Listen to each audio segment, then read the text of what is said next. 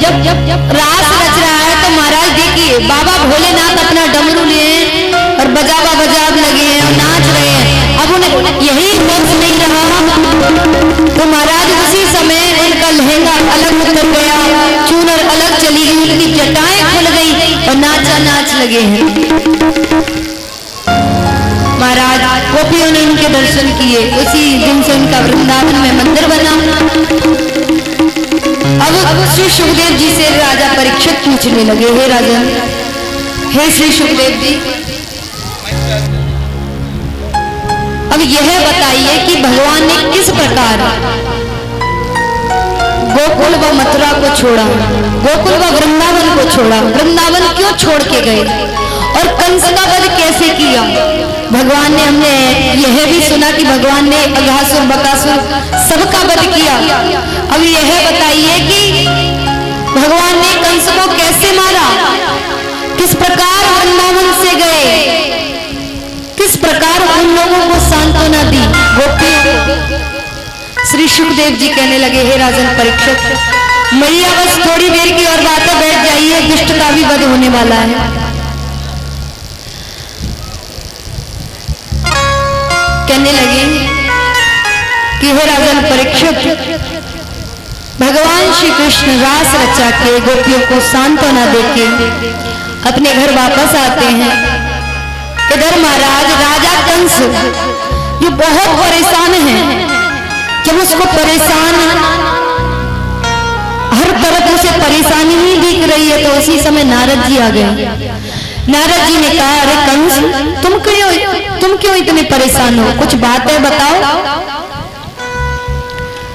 अपने दुख का कारण बताओ, क्या बात है। कंस ने कहा, हे देवर्षि, मैं क्या बताऊं,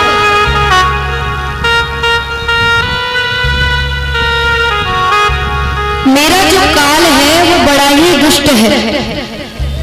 मुझे तो ऐसा लगता है कि न जाने वो मुझे मारेगा कि भी नहीं। मुझे टेंशन बस इस बात की है, देखिए, कि मैं अपने जितने भी दैत्य भेजता हूँ, जरूरी नहीं है कि मेरे काल को मार के ही आए, लेकिन आज तक मैंने जितने भी राक्षस भेजे, जितने भी दैत्य भेजे, वो जाते तो हैं लेकिन वापस क्यों नहीं आते, इस बात की टेंशन है। अरे वापस आए, मुझे बताएं, लेकिन जो भी गया सब मर के ही आए हैं। क्या मेरा काल इतना शक्तिशाली है जो मैं मार नहीं पाऊंगा?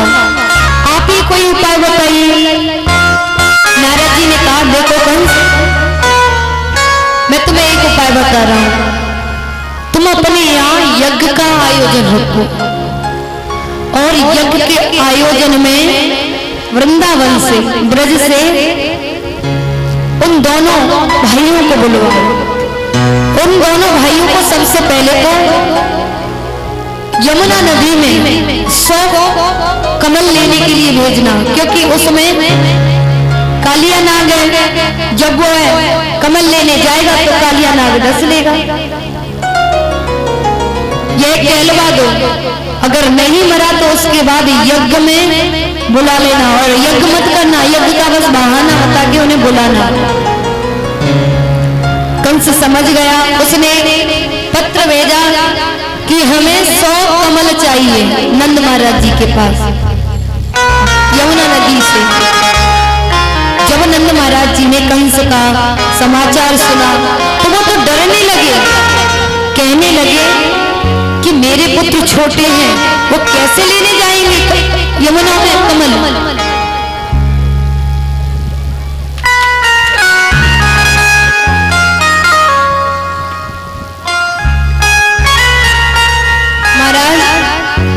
नंद महाराज ने जब यह सोच रहे थे, भगवान ने कहा, बाबा कोई बात नहीं है, मैं जा रहा हूं। तो महाराज उसी समय भगवान गए।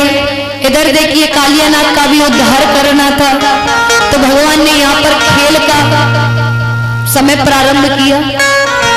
खेल का समय प्रारंभ किया, अपने सखाओं को कहा कि हम चलो यमुना नदी पर आज बैटिंग करते हैं। बैटिंग का अर्थ तो समझते हो, क्रिकेट खेलते हैं। भगवान पहुंच गए, क्रिकेट खेल रहे हैं। भगवान के हाथ में बल्ला है, श्री रामा बॉल पकड़े हुए हैं, बॉल बल्ला खेल रहे हैं, बॉल बल्ला खेल रहे हैं महाराज। और जैसे ही श्री रामा ने बॉल फेंकी, भगवान ने ऐसा छक्का मारा कि बॉल चली गई ताली दे में। भगवान एक पंथ से दो कार्य कर रहे हैं। कमल मीला ने जैसे ही बॉल काली दे में चली गई, श्री रामा कहने लगे कन्हैया मुझे मेरी बॉल चाहिए, कुछ भी कर मैं छोड़ूंगा नहीं, मुझे मेरी वही बॉल चाहिए। भगवान ने कहा क्यों रो रहा है, मैया से तुझे नहीं दिलवा दूंगा बॉल, कि नहीं कन्हैया मुझे वही गेंद चाहिए, मैं नहीं मानने वाला, कुछ भी कर मुझे मेरी गेंद ला के दे। भगवान ने कहा ज्यादा मत बोले, अभी ला के देता हूँ तेरी गेंद। भगवान कदम के पेड़ पर चढ़ गए और जैसे ही चढ़े वहां से छलांग लगा दी काली दे में। श्री रामा मनसुखा जितने भी खड़े थे, श्री रामा तो महाराज मजाक समझ रहा था, लेकिन जैसे ही श्री रामा ने भगवान को काली दे में जाते हुए देखा तो रोने लगा। इधर महाराज मैया यशोदा को अब सगुन हो रहे थे, मेरा लाला कहीं संकट में तो नहीं है।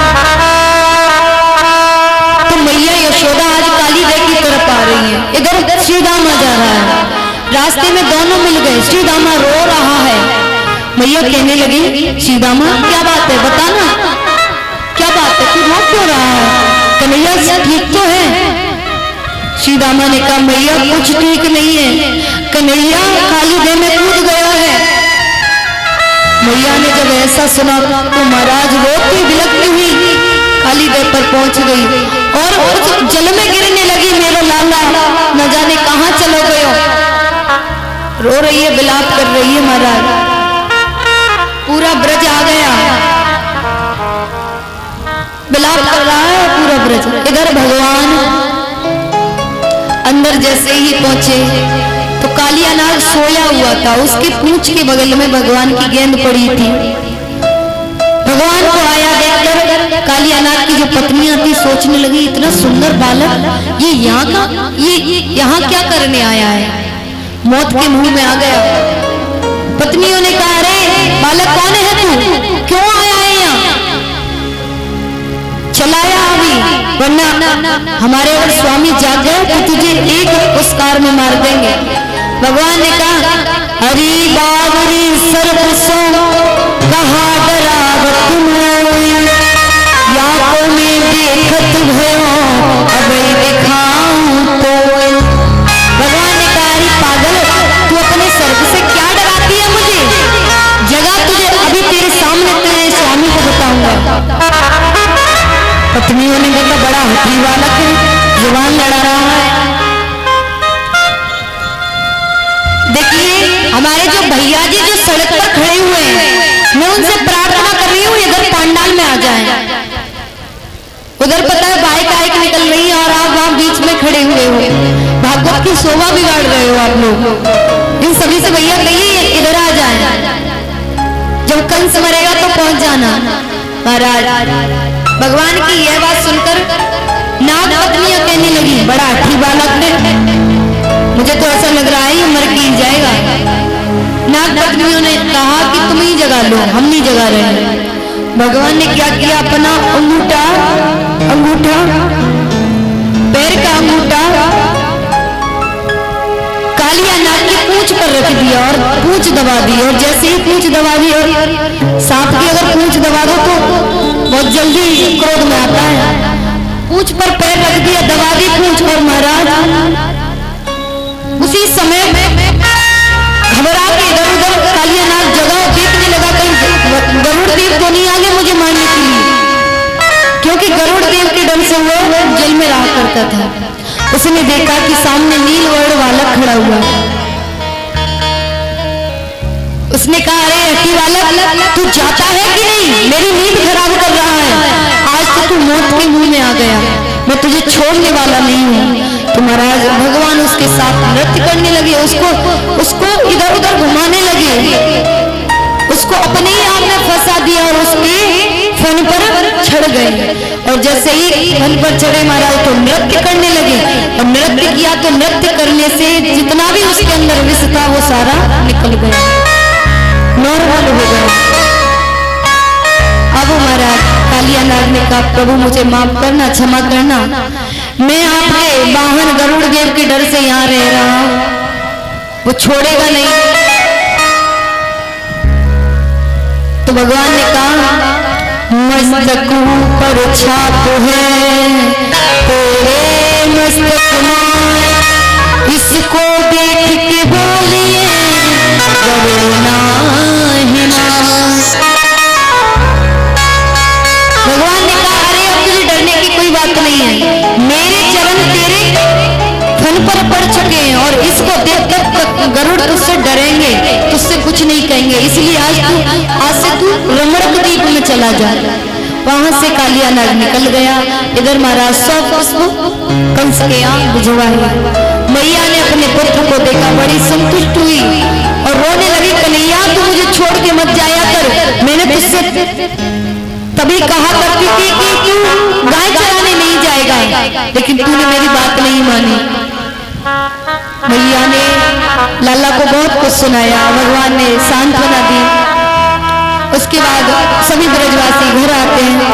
इधर कमल जैसे ही कंस के पास पहुंचे तो कंस फिर घबरा गया, तो उसने दूसरा उपाय किया, उसने अक्रूर जी को बुलाया। अक्रूर जी को बुलाया और कहा कि तुम ब्रज में जाओ और वहां जाकर नंद के दोनों पुत्रों को लेके आओ, उनसे कहना कि मथुरा में तुम्हारे मामा ने यज्ञ का आयोजन किया है।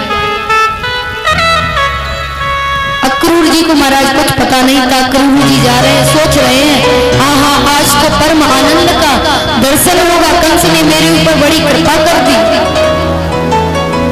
सोचते हुए जा रहे हैं। और जैसे ही ब्रज की भूमि में प्रवेश किया तो गोधूनी बेला यानी कि गैयाओं का समय है, संध्या समय है, धूल इधर उधर से उड़ रही है।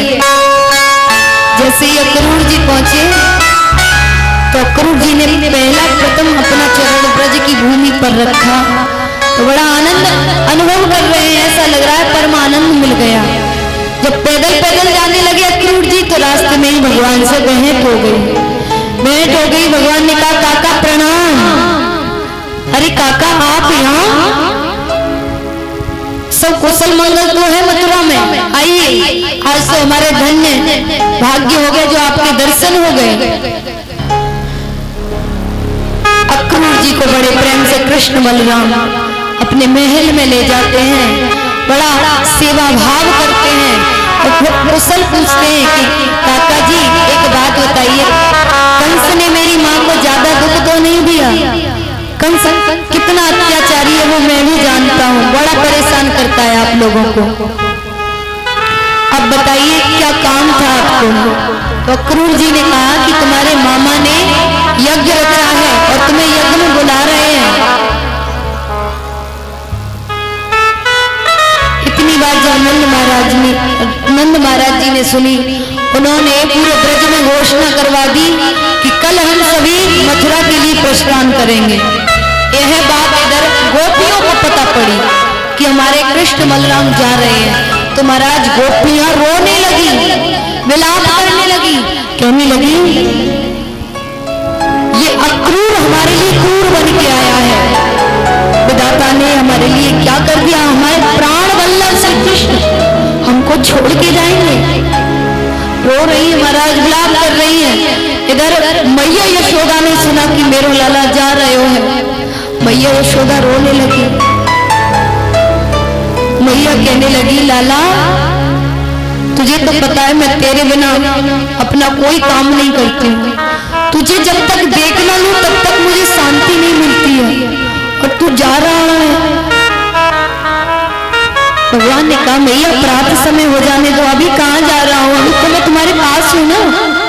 पूरी रात में महाराज मैया यशोदा ने भगवान को अपने गले से लिपटाए रखा कि मेरा लाला चला ना जाए। ये माँ की ममता होती है, पुत्र कितना भी बदल जाए लेकिन माँ का स्वभाव कभी नहीं बदलता। हम सोच नहीं पाते माता पिता कितना हमारे लिए कर देते हैं, हम ये कभी नहीं सोच पाते, लेकिन जब समय हमारा नजदीक आता तो वही पुत्र आपको हाथ पकड़कर वृद्धाश्रम में भेज देता है। वृद्ध हो गए महाराज तो आपकी कठिया चारपाई आपके घर के बाहर डली है, आपके रहने के लिए एक कमरा भी नहीं बनवाया। आजकल की जनरेशन है ये, आजकल के युवान है ऐसे। भाई जिस माँ ने आपको 9 महीने पेट में रखा, आप उसे एक घर में नहीं रख पा रहे हो, 2 वक्त की रोटी भी नहीं दे पा रहे हो। एक माँ तुम्हारे लिए, तुम्हारे पालन पोषण करने के लिए किसी की नौकरी करने जाती है, किसी के बर्तन झूठे मांजती है, लेकिन तुम्हें वो हर खुशी देती है जो तुम मांगते हो, लेकिन उसी को छोड़ के चले जाते हो।